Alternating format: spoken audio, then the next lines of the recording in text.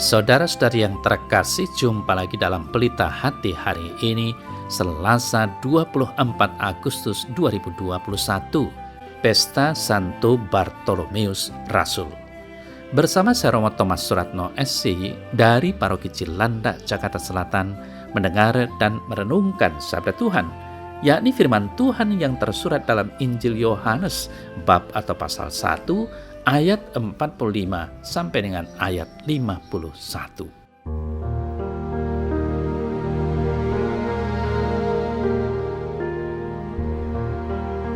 Filipus bertemu dengan Natanael dan berkata kepadanya, "Kami telah menemukan Dia yang disebut oleh Musa dalam kitab Taurat dan oleh para nabi, yaitu Yesus, anak Yusuf dari Nazaret." Kata Natanael kepadanya, "Mungkinkah sesuatu yang baik datang dari Nazaret?" Kata Filipus kepadanya, "Mari dan lihatlah." Yesus melihat Natanael datang kepadanya, lalu berkata tentang dia, "Lihat, inilah seorang Israel sejati, tidak ada kepalsuan di dalamnya." Kata Natanael kepadanya, "Bagaimana engkau mengenal aku? Sebelum Filipus memanggil engkau, aku telah melihat engkau di bawah pohon ara." Kata Natanael kepadanya, "Rabi, engkau anak Allah, engkau Raja orang Israel." Yesus menjawab katanya, "Karena aku berkata kepadamu, aku melihat engkau di bawah pohon ara, maka engkau percaya. Engkau akan melihat hal-hal yang lebih besar daripada itu." Lalu kata Yesus kepadanya, "Aku berkata kepadamu, sesungguhnya engkau akan melihat langit terbuka dan malaikat-malaikat Allah turun naik kepada Anak Manusia."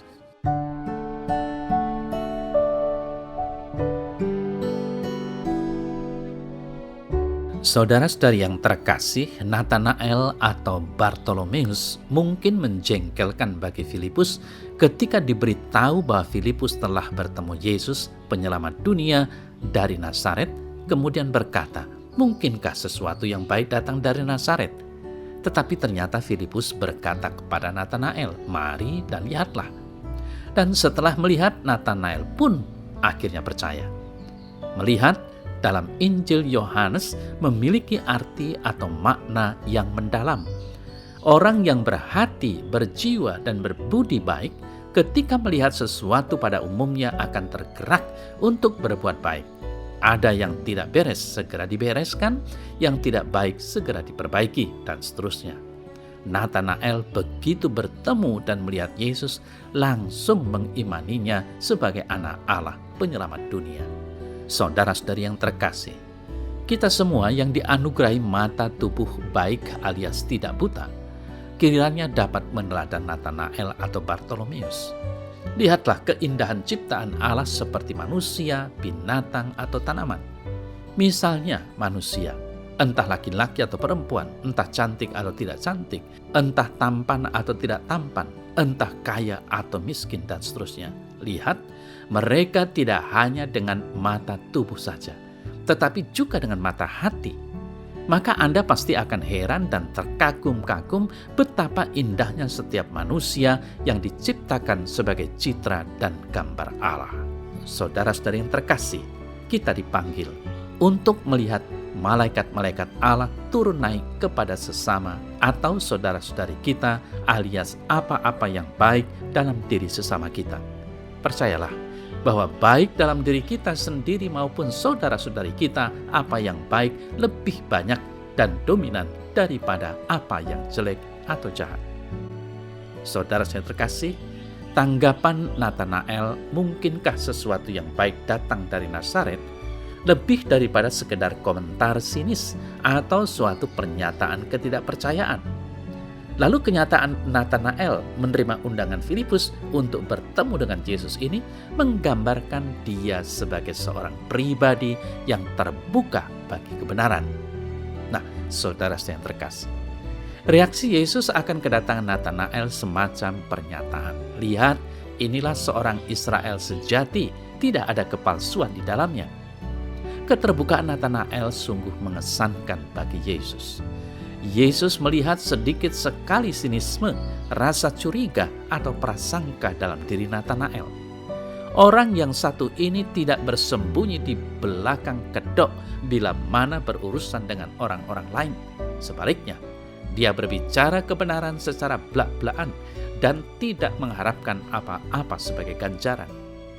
Yesus menjelaskan bahwa dia melihat Natanael ketika berada di bawah pohon ara. Keterbukaan hati Natanael tentunya merupakan tanah yang subur untuk berakarnya sabda Allah. Saudara-saudari yang terkasih, Allah ingin memberikan kepada kita kebebasan dan keterbukaan sama seperti yang dimiliki oleh Natanael. Tidak ada kepalsuan, bukanlah suatu atribut pribadi yang bersifat alamiah, melainkan datang selagi kita memasrahkan keamanan diri kita dalam tangan-tangan kasih Yesus. Karena kita mengetahui pengampunannya dan menaruh kepercayaan pada pemeliharaan Bapanya, maka tidak perlulah bagi kita untuk membentengi diri kita dengan segala macam upaya perlindungan yang bersifat duniawi. Seperti Natanael, marilah kita membenamkan diri ke dalam kitab suci dan memperkenankan sabda Allah menyembuhkan diri kita dari segala kepalsuan.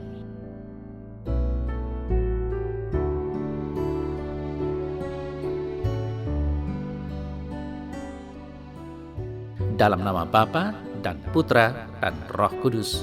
Amin. Ya Tuhan Yesus, Engkau mengenal diriku lebih baik daripada aku mengenal diriku sendiri. Seperti Natanael yang tiada kepalsuan dalam dirinya, semoga Roh Kudus-Mu membuang segala kepalsuan yang ada pada diriku, sehingga Engkau sungguh berkenan menerima diriku apa adanya. Amin. Dalam nama Bapa dan Putra dan Roh Kudus. Amin.